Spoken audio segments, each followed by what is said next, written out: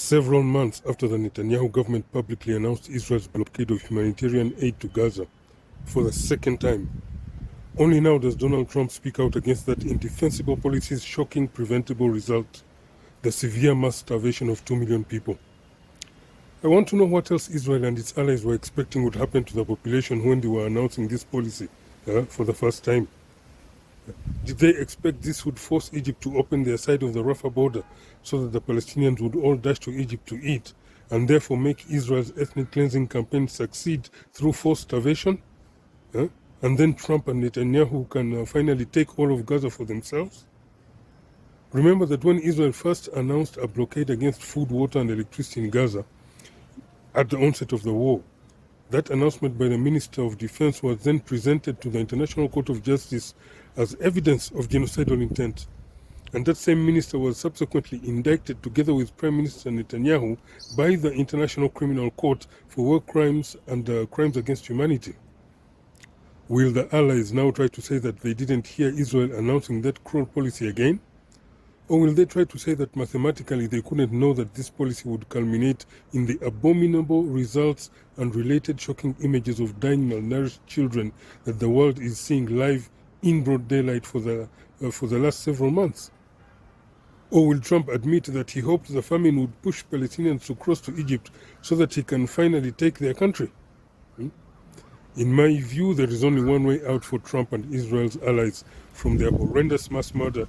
And I think that the only reason that they are still pursuing their evil path is because they still think that nobody is aware of what the ultimate goal is here. Their mad ambitions of creating their infamous Greater Israel. If you look at it properly, this delusional project does not allow for any permanent peace until after Israel and its old imperialist allies have implemented the annexation of 7 neighboring Middle Eastern countries like they could do in the good old days of conquest and colonialism. And they have all probably already agreed that this annexation cannot happen by Israelis singing, dancing and sharing roses with those 7 neighbors. It can only happen by brutal annexation with the full military and diplomatic support plus the expertise of its imperialist allies. It's the historic white man all over again, as our ancestors used to call Europeans. Therefore, Israel and all those allies supporting its feudal adventurism can only have a common genocidal intent, not only against the Palestinian people, but also against all the different populations living in the aforementioned 7 territories which they have earmarked for annexation, against all principles of international law and against all tenets underpinning the national sovereignty and territorial integrity of the targeted countries. Furthermore, this project cannot be mathematically aligned with any policy vision of a two-state solution.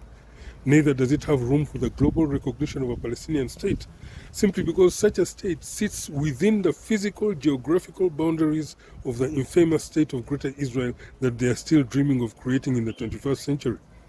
Thus, Trump, by finally speaking out against the indefensible famine in Gaza, is only trying to hide his ultimate evil intent against the Palestinian people and against the people of the neighboring countries that he and Israel are targeting for annexation to Israel.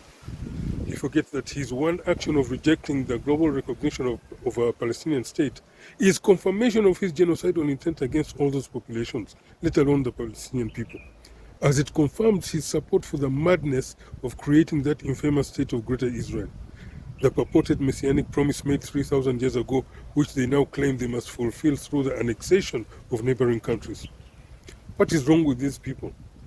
In fact, what is wrong with the Western leaders who are going along with this nonsense? Is this a mass psychosis, or is that how stupid one can become once under pedophilia blackmail? Because if you are not comprehending all of this, then you are not seeing the bigger picture of where Israel's end game actually is, plus how they hope to achieve that goal through war, lies, manipulation, blackmail, corruption, and disinformation, essentially the very tools for an evil endeavor. Anyway, now that Trump is seeing the suffering of the Palestinian people, I would like him to do the same for all the thousands of Palestinian hostages who are being detained in Israeli military dungeons and being raped, sodomized, and tortured by the Israeli lunatics who are running these Israeli death camps. We also need a clear official stand by Europe and America in regards to dangerous Israeli expansionism in the Middle East under the Greater Israel Project. Thank you.